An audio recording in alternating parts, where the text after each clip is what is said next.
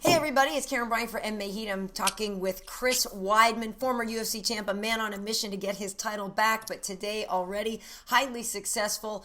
Chris, you were a big part of the group to get MMA legalized in New York, so first and foremost, thank you. And just want to hear your thoughts on the day and the passage of the bill today. It's kind of like just a weird feeling. It doesn't feel like it really happened.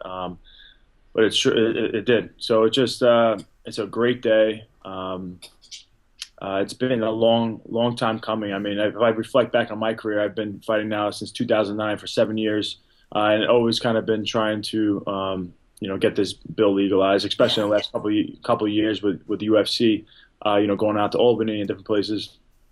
And obviously I missed out on a lot of opportunities to fight here in New York over the last couple of years. And always was like optimistic. Then I'd start thinking, it's never going to happen. Kind of would shuffle back and forth between those attitudes. But for it to be finally here, not just for me, but for all the fans of New York, it's just a great day. And as an MMA fighter, you have to deal with questions from MMA fighter from New York. You have to deal with questions from people like, just normal people who aren't educated, where you have to explain yourself to them, and you feel almost guilty because what you're doing is not legal. So you kind of feel like you have a guilty, you have kind of like a guilty conscience almost. You feel like so. So for no more explaining, it's a legitimate sport now. I feel it's a great feeling. And so today, your actual involvement, were you there when they were voting and everything? What was your day like? Sorry. That's okay.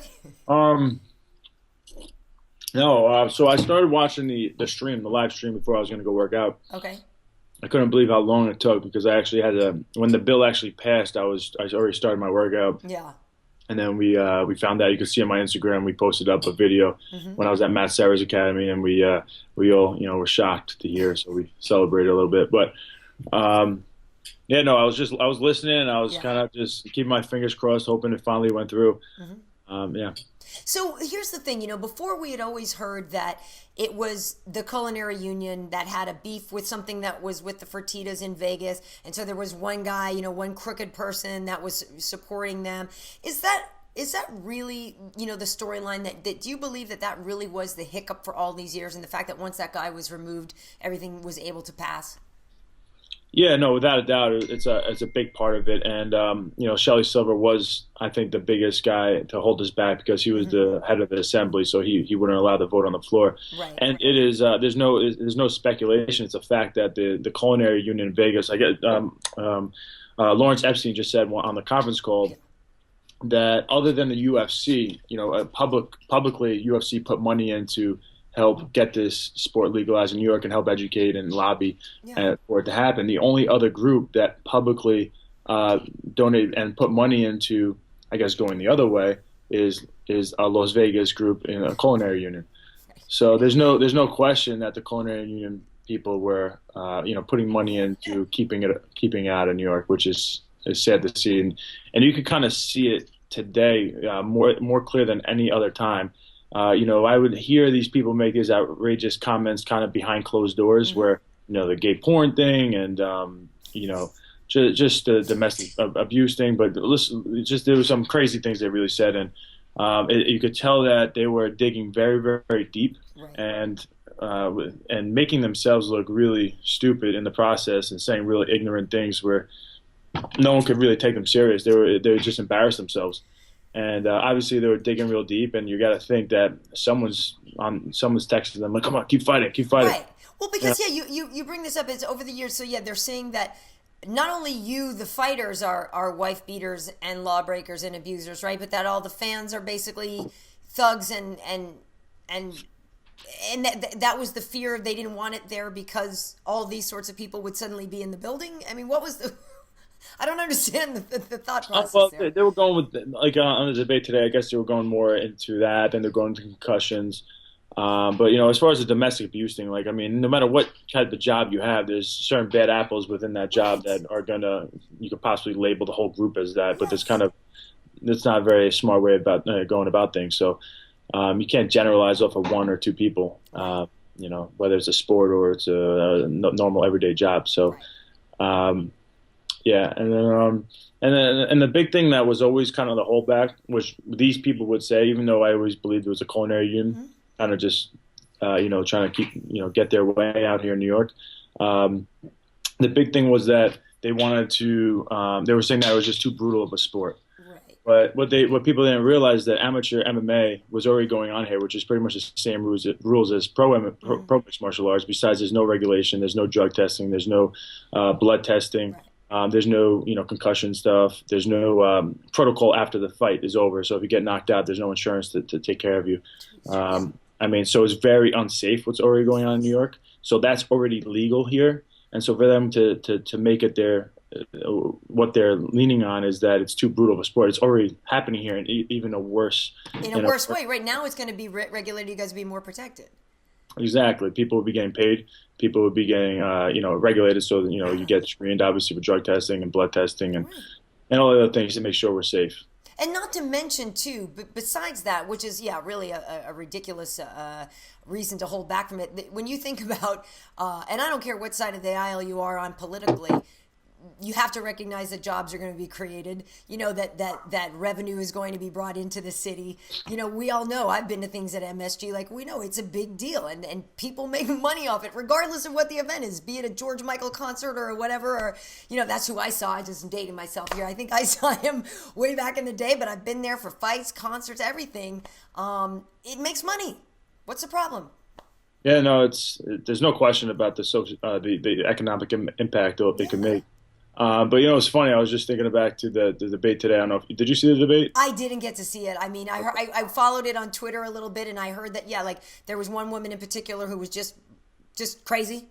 There was a few, but there was this one who I'm just thinking about now. Someone mentioned that we bring events to places like Madison Square Garden and even to Niagara, which is instead of going to Canada, it'd be in Niagara Falls.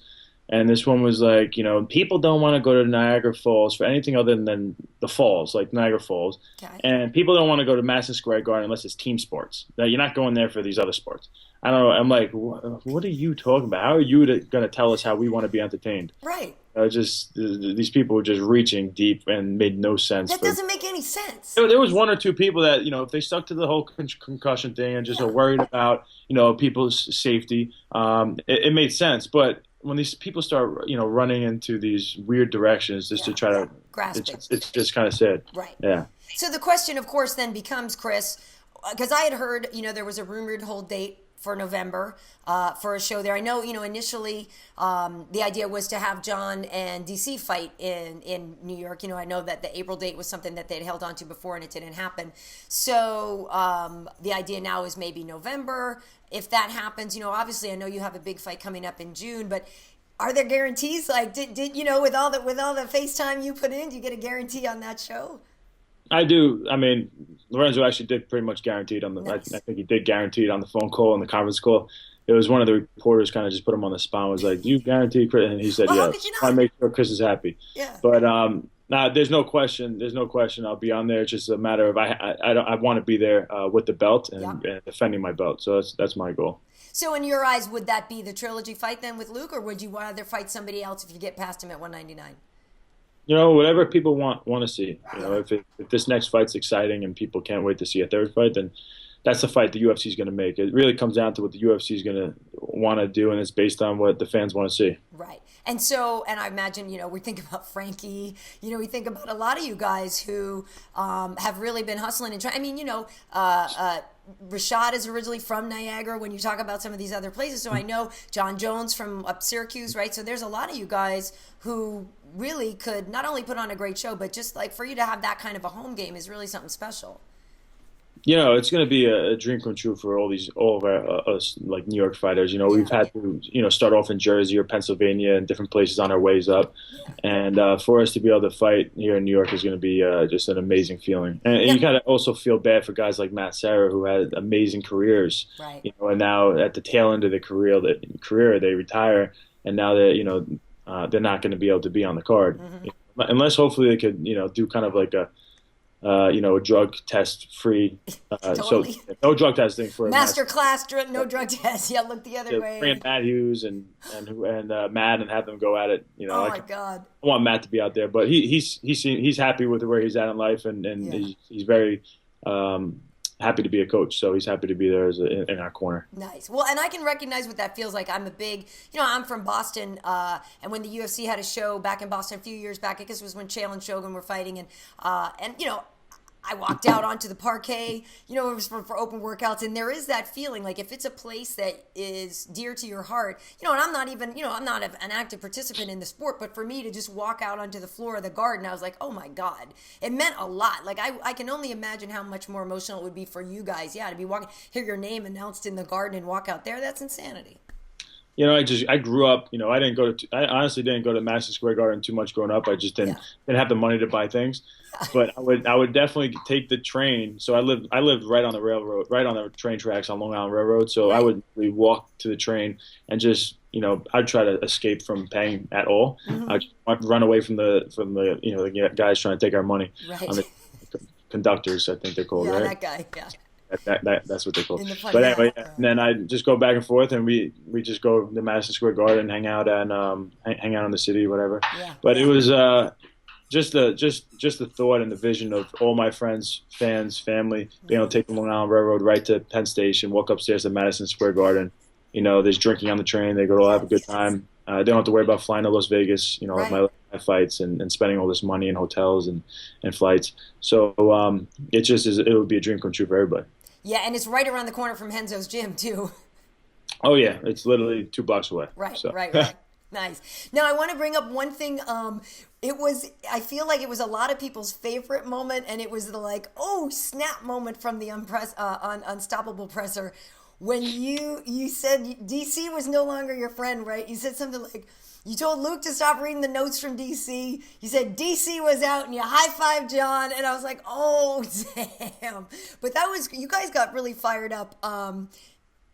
Luke really is the guy that, I know you told me this before, you just can't stop thinking about him, right? You just can't stop.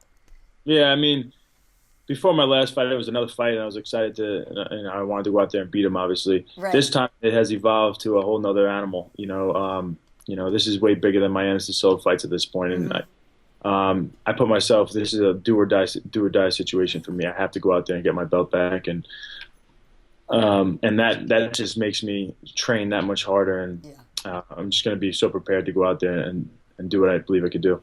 Well, and you talk about fighting in Madison Square Garden. That fight for me, Inglewood, is like 15, 20 minutes. That's a home game for us in LA. Like when they announced that one as the LA fight, I was like, oh yes. Get to stay home a little bit. Yeah, you and Dom on there as well. So hopefully you stay healthy and everything. Hopefully you don't have any injuries or anything leading into this. I appreciate that. I know it's going to be a great fight. Really looking forward to it. And just, thanks again for everything that you did, on your efforts to get this legalized and for showing people that, the fighters are not, you guys aren't meatheads. You're not wife beaters. You're not this, that. You're stand-up guys. So I appreciate it.